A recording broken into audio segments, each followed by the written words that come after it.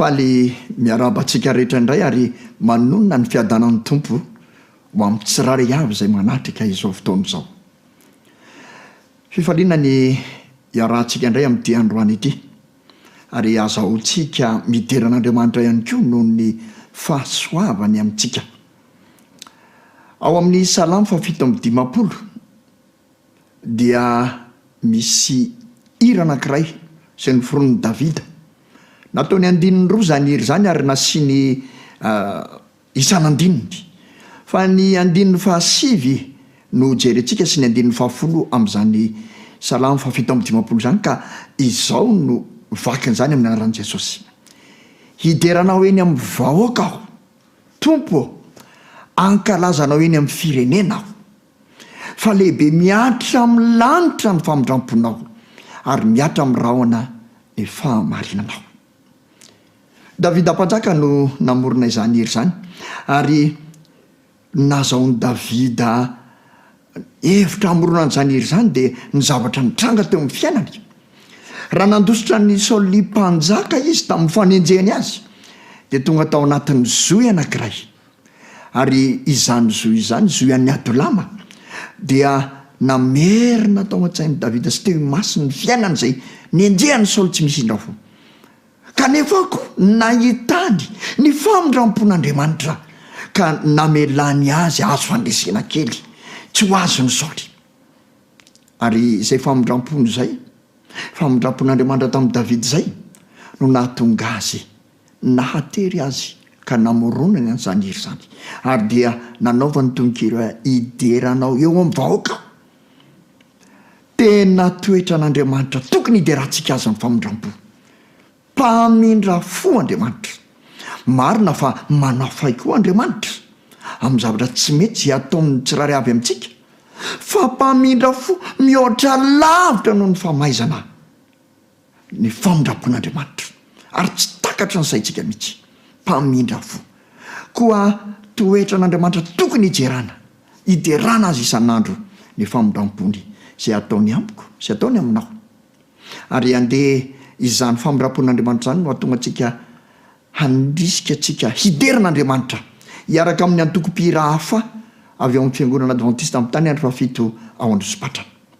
Izy ireo no hiaraka amintsika amin'ity takarivo ity hideran'Andriamanitra noho ny famindrampony amintsika. Na izaho, na ianao, na isika mianakavy dia samy nahazo amin'ny famindrampo izany matoa-tratry ity fotoana ity. Koa andeha hiaraka hidera azy amin'ny antoko-pihira hafa avy amin'ny fiangonana Adventista amin'ny tany andro 7 Androsibatra. Dahoary.